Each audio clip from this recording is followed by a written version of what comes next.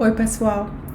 Na aula passada, a gente conversou bastante sobre processos, sobre o modelo de processos, sobre estados de um processo. E agora a gente vai conversar um pouco sobre os tipos de informações que ficam armazenadas na tabela de processos. A gente conversou que cada programa que vai ser executado fica associado a um processo, e esse processo é como uma estrutura de dados que guarda todas as informações que o sistema operacional precisa conhecer para que a execução dos programas possa ser interrompida a qualquer momento e depois possa ser continuada como se nada tivesse acontecido, como se a interrupção não tivesse ocorrido. Quer dizer, em especial, nos sistemas, que são sistemas interativos de propósito geral, em que cada aplicação vai receber uma fatia de tempo para usar a CPU, a aplicação que é interrompida, ela precisa mais tarde, ao ser escolhida novamente para rodar na CPU, ela precisa ter o seu contexto restaurado para que ela volte a executar exatamente do ponto onde ela foi interrompida. Então, essas informações ficam guardadas em uma tabela chamada tabela de processos. Aqui a gente apresenta algumas informações que ficam nessa tabela de processos. Algumas dessas informações são informações que ficam por um tempo prolongado, sem precisar ser modificada. Então, por exemplo, o identificador do processo, o identificador do processo pai, a prioridade do processo também é algo que não muda constantemente, o diretório onde está o processo, o diretório de trabalho, que é o diretório que o programa considera para usar o sistema de arquivos, o ID do usuário que está associado a esse programa, que é o dono daquele arquivo, que é daquele programa, o ID do grupo. Então, esses são exemplos de informações que não mudam com frequência. Uma vez que o processo é criado, essas informações são escritas na tabela de processos e, claro, que elas podem ser modificadas, né? Tudo isso pode ser modificado, exceto o ID do processo. Mas não é algo que ocorre, que vai causar modificação na tabela de processos cada vez que o escalonador rodar e que mudar a CPU de um processo para outro, chavear o uso da CPU de um processo para o outro, tá? Outras informações que ficam guardadas nessa tabela são os valores dos registradores que ficam na CPU. Então, dos registradores de propósito geral, dos outros registradores específicos. Até enfatizo aqui o contador de programa, que é um registrador especial que guarda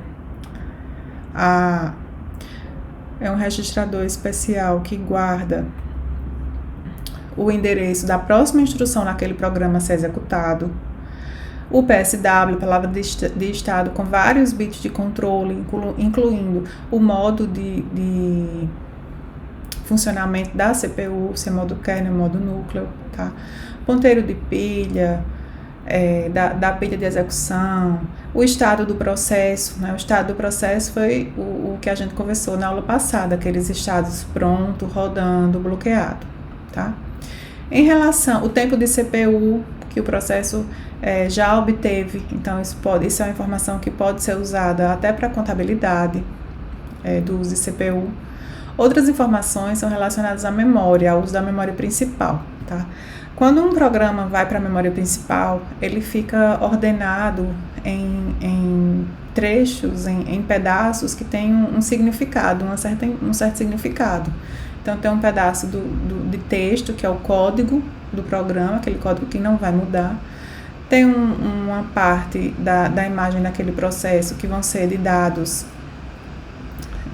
que são, parte desses dados são dados fixos, né, são constantes, e outras partes são dados mais dinâmicos, tá? Então, os dados da parte dinâmica dos dados vai crescendo aqui como numa pilha, num heap aqui para baixo.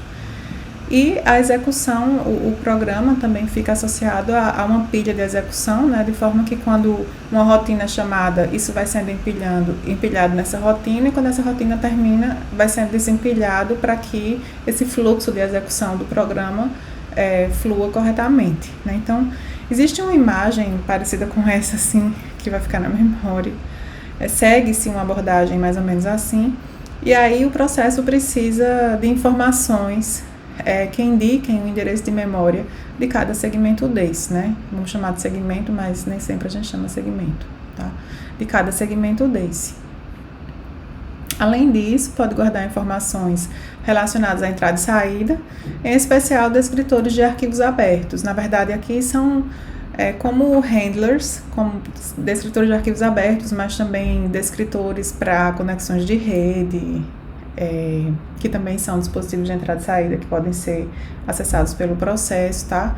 De forma que, e também guarda para cada arquivo desse que está aberto, guarda, por exemplo, a posição de acesso a esse arquivo, a posição atual para acessar esse arquivo, tá? Então, são exemplos aqui de informações que são armazenadas nessa tabela de processos para cada processo, tá? E aí, essa tabela de processos, ela vai ser modificada de tempos em tempos. Quando é que ela vai ser modificada? Com certeza, sempre que um processo for criado, né, uma nova linha nessa tabela de processos vai ser criada. Além disso, quando o processo é terminado, né, se não for aquele caso que a gente falou na aula passada, de ter um pai que está à espera desse término e acaba virando um processo zumbi, quando um processo é terminado, essa linha relacionada, da tabela de páginas relacionada a esse processo específico, esse registro vai também ser apagado da tabela de páginas. Todas as vezes que a CPU for ser chaveada de um processo para o outro, né? Então, na aula passada, a gente conversou várias vezes, né? Como é que funciona o escalonamento assim mais típico, né? Então, por exemplo, todas as vezes que chega que um processo está executando, né? Como por exemplo aqui, o processo P3 está executando na CPU. Em algum momento vai ocorrer uma interrupção do relógio. Essa interrupção do relógio vai chavear o uso da CPU para a execução do sistema operacional, porque quando essa interrupção é recebida pela CPU, algumas informações desse processo que estava sendo executado vão ser guardadas e em seguida o que vai ser executado, né, aquele contador de programa que fica aqui dentro da CPU, vai ser colocado lá o endereço da rotina de tratamento de interrupção do relógio. E essa rotina de tratamento de interrupção do relógio vai chamar o escalonador. E o escalonador vai decidir quem é o próximo processo que vai ganhar o direito de usar a CPU, tá? Então, nesse caso, por exemplo, foi o processo P5, né? Que isso é a famosa mudança de contexto sobre a qual a gente já conversou bastante na aula passada, né? Nesse momento, o contexto de P3 precisa ser salvo, né, desse processo que perdeu a CPU. Mas vai ser salvo onde? Vai ser salvo na tabela de páginas. Então, necessariamente, nesse momento, a tabela de páginas vai ser modificada especificamente na linha desse processo que vai perder a CPU. Além disso, essa tabela de páginas vai ser lida, né, especificamente na linha do processo que vai ganhar o direito de usar a CPU. Nesse caso aqui, o processo P5. Então, o registro, a linha específica da tabela de páginas associada a esse processo P5, né, pelo ID do processo, essa linha é selecionada. E aí, essa tabela de páginas vai ser lida nesse momento. Então, todas as vezes que ocorre uma mudança de contexto, a tabela de páginas vai ser escrita em uma determinada linha e vai ser lida em outra determinada linha, tá? Voltando para o nosso assunto da implementação de processos, né? Todas as vezes que houver uma interrupção de relógio, vai haver uma mudança de contexto e essa tabela de páginas vai ser lida, tá? Que é o caso de ter uma interrupção, né? Porque o tratador de interrupção, que faz parte do sistema operacional, é o software que vai precisar rodar. Além disso, quando ocorre um trap, né, que é uma chamada de sistema, né, lá a aplicação que estava executando, que estava com direito de usar a CPU, ela tentou executar uma instrução que só pode ser executada em modo núcleo, e por isso o sistema operacional também vai precisar ser chamado. É uma chamada de sistema que ocorre dessa forma. Então, nesse caso, a tabela de processos também vai precisar ser escrita, porque as informações sobre o processo que estava rodando vão precisar ser guardadas em algum momento, tá? Vamos ver a parte com mais detalhe, mais uma vez, Como é que ocorre a interrupção, tá? Uma interrupção, ela sempre vem de algum dispositivo de entrada e saída, como um choque que vai ser dado na CPU. Então, suponha que algum processo no passado solicitou uma leitura de disco. A gente já conversou que a leitura de disco é lenta, então esse processo ele fez uma chamada de sistema bloqueante e ele vai precisar esperar esse resultado dessa leitura de disco para poder prosseguir. Dessa forma, esse processo vai ser bloqueado e ele vai perder a chance dele de usar a CPU, porque ele vai ficar bloqueado até que o dado que ele espera que seja lido do disco chegue para ele, né? Até que essa operação de leitura seja concluída. Então, o que acontece é que quando o disco, né? Aqui, vamos supor que aqui é o disco, né? O disco foi programado, né, durante uma chamada de sistema, ele foi programado para fazer uma leitura de um determinado arquivo, um determinado bloco, tá? Quando essa leitura termina, o processo que solicitou essa leitura vai ser bloqueado, ele vai perder a CPU. Quando ele perder a CPU, as informações dele vão ser guardadas na tabela de processos e o escalonador de processos vai ser chamado, vai escolher um novo processo para rodar, o contexto do novo processo vai ser restaurado na CPU e onde mais precisar ser restaurado, e aquele processo anterior vai ficar bloqueado, aguardando o resultado da leitura. Quando esse disco termina de realizar essa operação de leitura que foi solicitada, ele vai informar para a CPU através de uma interrupção, tá? Essa interrupção é como um choque, tá? É algo de hardware que ocorre. O hardware aqui disco envia um choque para o hardware CPU. Claro que esse choque vai com informações, como por exemplo, qual é o número, né? Alguma identificação desse tipo de interrupção, por exemplo, tá?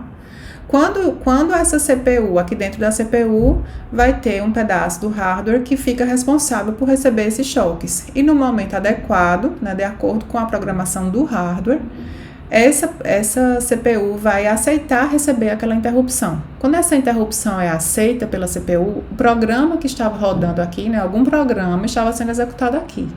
Esse programa, parte do contexto desse programa já vai ser salvo via hardware, inclusive, para ser mais rápido.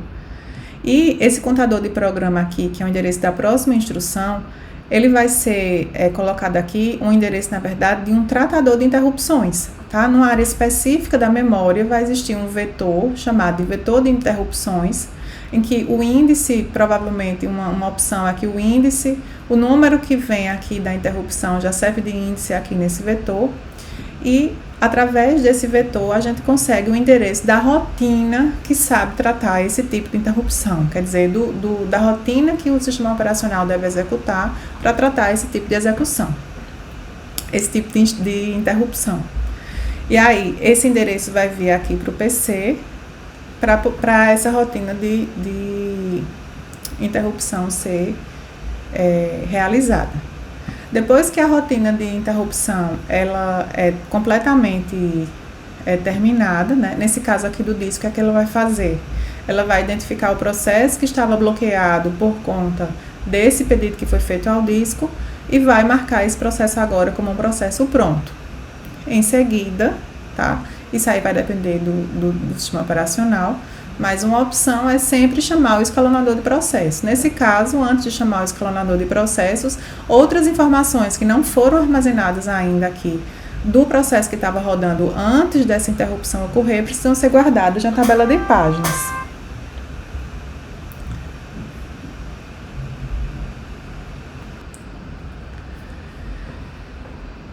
E aí, guarda essas informações desse processo nessa tabela de páginas e, em seguida, chama o escalonador de processos para que ele decida qual o próximo processo que vai ganhar a CPU, né? Esse processo que acabou de ser desbloqueado nessa rotina de tratamento de interrupção, ele pode, inclusive, ser o processo escolhido, mas não necessariamente vai ser ele, tá? Quando ocorre uma chamada de sistema, é algo muito parecido. A diferença é que não vai chegar um choque aqui na CPU.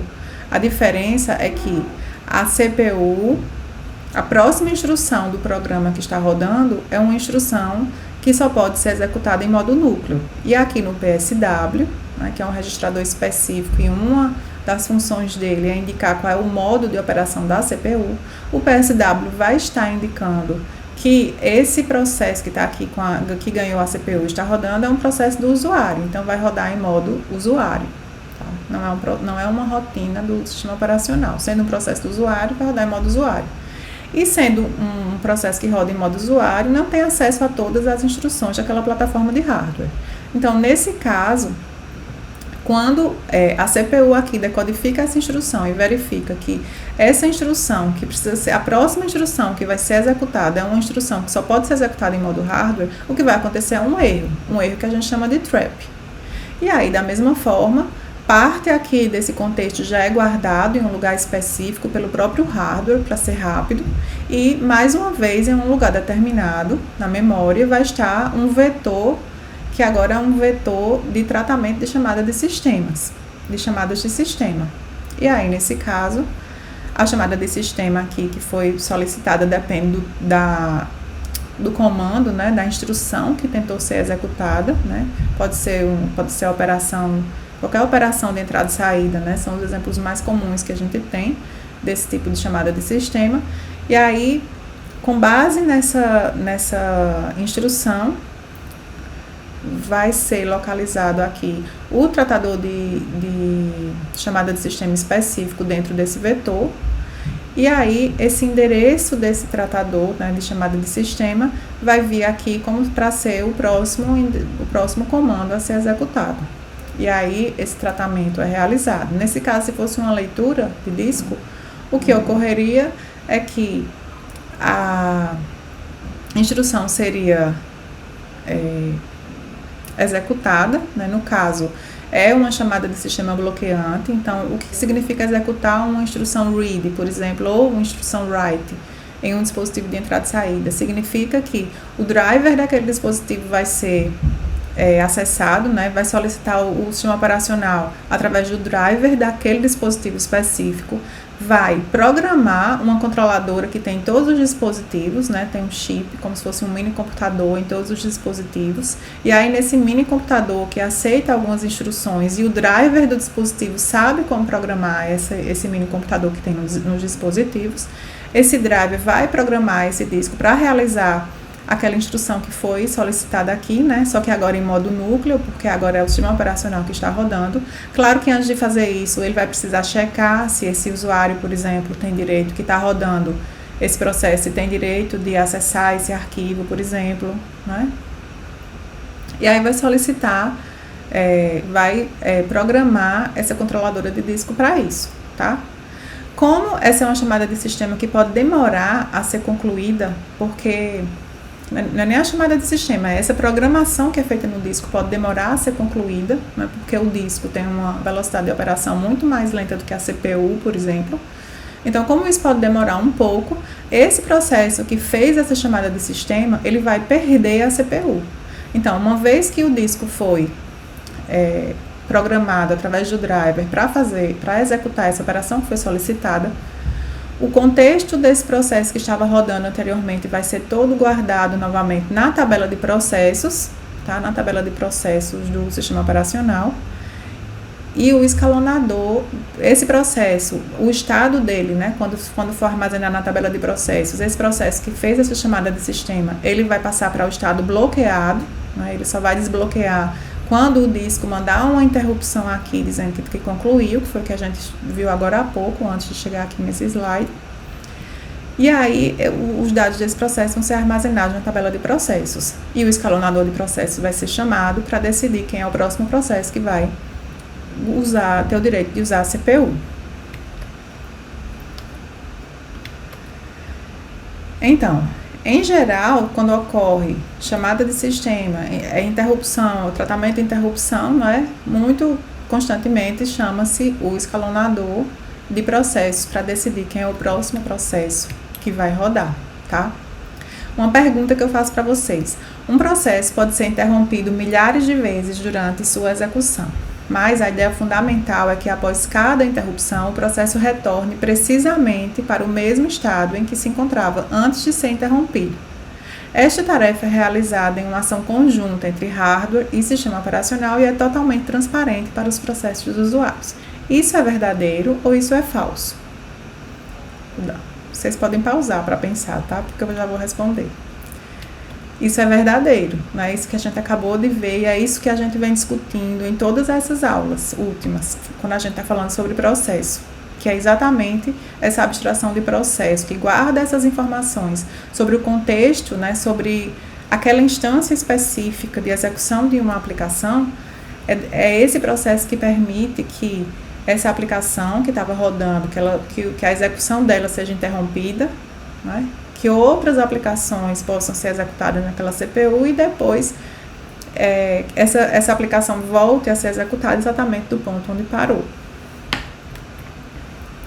E para finalizar essa subseção aqui desse capítulo que a gente está estudando, a gente vai falar um pouquinho sobre o modelo de multiprogramação. A gente conversou aqui desde a primeira aula que nesse curso a gente vai estudar sistemas operacionais modernos, e sistemas operacionais modernos são sistemas multiprogramados. Isso significa que a memória principal desse sistema, ela é compartilhada entre diversos programas e que os núcleos de processamento desse sistema também vão ser compartilhados entre os diversos programas, né? Claro que a gente já estudou que cada um tem um modo de compartilhamento diferente, mas o fato é que a ideia é que múltiplos programas estejam sendo executados. Se tivermos um sistema multiprocessado, a gente vai ter múltiplos programas sendo executados simultaneamente, né?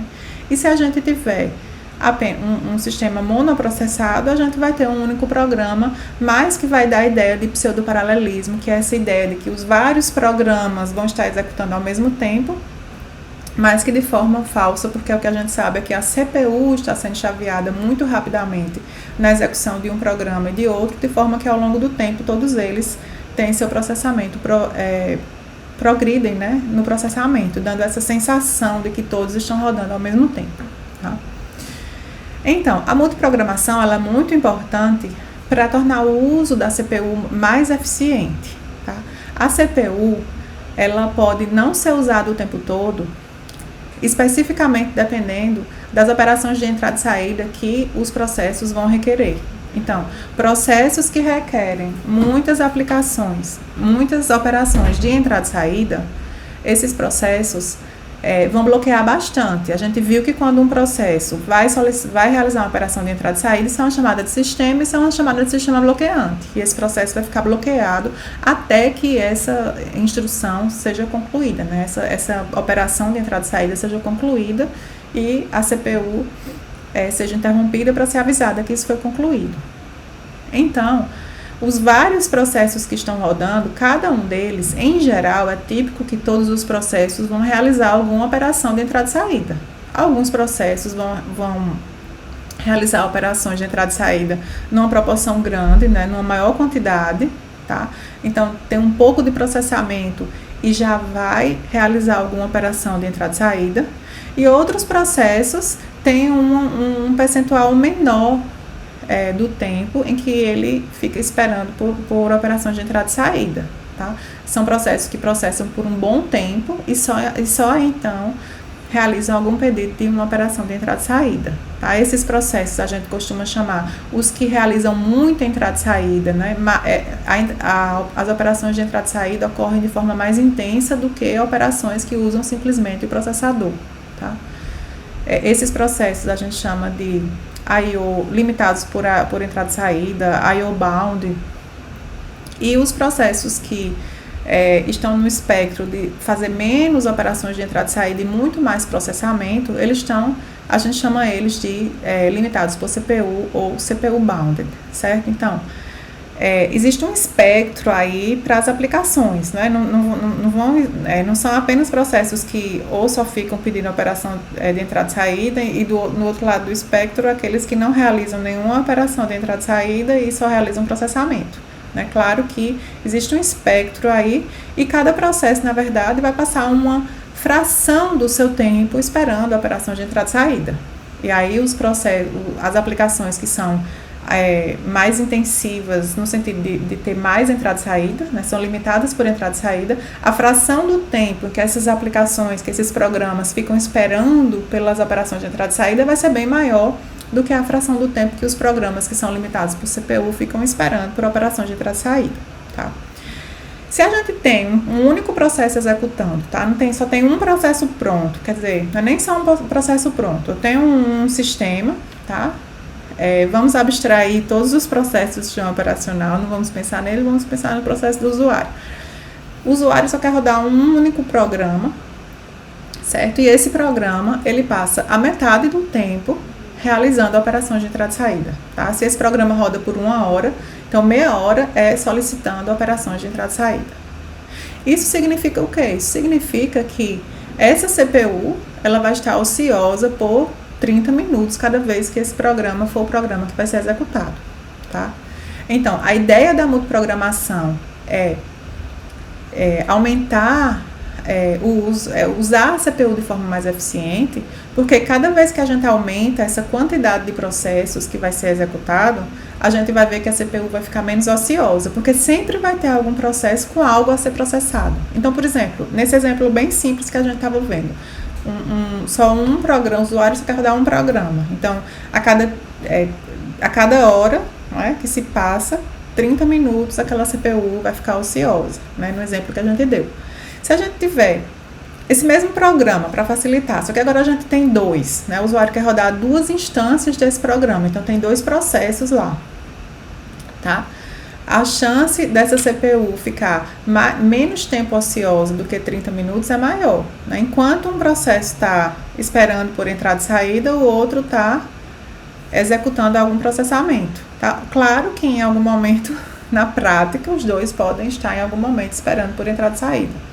Mas isso vai desincronizar, né? Porque quando essa entrada e saída terminar, um deles vai desbloquear, um deles já vai usar a CPU, enquanto a entrada e saída do outro vai ser realizada. E aí um fica rodando a CPU e o outro está esperando a entrada e saída, daqui a pouco esse que está rodando bloqueia, porque vai ficar esperando a entrada e saída, e o outro termina e aí vem rodar. Então, a chance da gente ter esses 2 processos rodando e a gente ter a CPU usada de forma mais eficiente, quer dizer, com menos tempo de CPU ociosa, né, é muito melhor. E aí, se a gente usar a lógica, quanto mais processos desse tipo estiverem executando, mais tempo, né, menos tempo, a CPU vai ficar ociosa, porque a chance de um desses processos ter algo para processar em um determinado momento vai aumentando à medida que o número desses processos cresce, tá? Então, aqui a gente vai ver um modelo muito simples de multiprogramação, né? Ele é muito simples porque ele considera que todos os processos que rodam no computador são iguais, né? É só para a gente ter uma noção de como é importante a multiprogramação para o uso eficiente da CPU, tá? Então, imagine que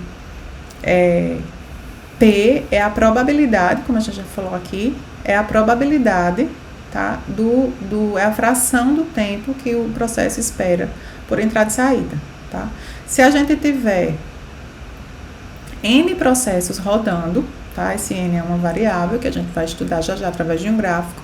Se a gente tiver N processos executando, então a probabilidade da CPU ficar ociosa, se a gente considerar que esses processos são independentes, a gente vai multiplicar esse P, que é a probabilidade da CPU ficar ociosa, né, para um processo. Então a gente vai multiplicar esse P de todos os processos e a probabilidade da CPU ficar ociosa é P elevado a N, tá?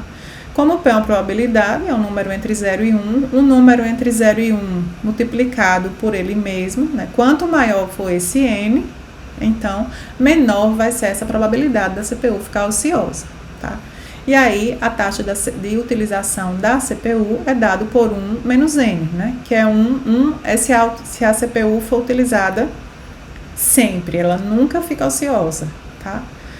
Mas a gente vai diminuir esse valor do tempo em que da probabilidade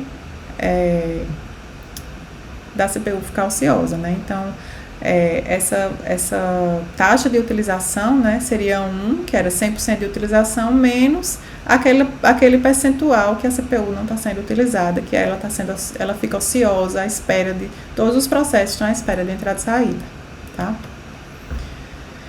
E aqui a gente tem um gráfico para analisar essa equaçãozinha aqui, tá? A gente tem 3 a gente tem aqui no Y, no eixo Y, a gente tem essa utilização, né, que a gente mostrou no slide passado, que é 1 menos P elevado a N. Aqui a gente tem o N, né? Eu falei que esse N vai variar, então isso aqui é o grau de multiprogramação. Quanto maior for esse N, maior é o grau de multiprogramação. E quanto maior for o grau de multiprogramação, espera-se que menos ociosa fique a CPU. Porém, isso também não pode crescer o suficiente, porque a gente não tem só CPU no computador. Quando a gente for estudar gerência de memória, a gente vai ver que esse grau de multiprogramação não pode crescer infinitamente, porque a gente também tem a memória compartilhada entre esses programas, tá? Então, essa curva aqui mais embaixo, né, que tem uma utilização de CPU mais baixa, né? Essa utilização de CPU é mais baixa porque a gente está tratando aqui de processos que são muito intensivos em termos de operações de entrada e saída. Eles são limitados por entrada e saída. Então, nesse caso aqui, aquele P é 0,8. Significa que cada processo passa 80% do tempo dele esperando por operações de entrada e saída. Então, quando os processos são desse tipo, a gente vê que a gente precisa chegar num grau de multiprogramação muito alto. Aqui a gente já está em 10 e a gente ainda não chegou em 100% de uso de CPU. Né? A gente vai precisar de um grau de multiprogramação muito alto para usar a CPU de forma eficiente. Já quando os processos são muito intensivos em termos de processamento, como nesse caso aqui, eles passam 20% do tempo à espera de entrada e saída.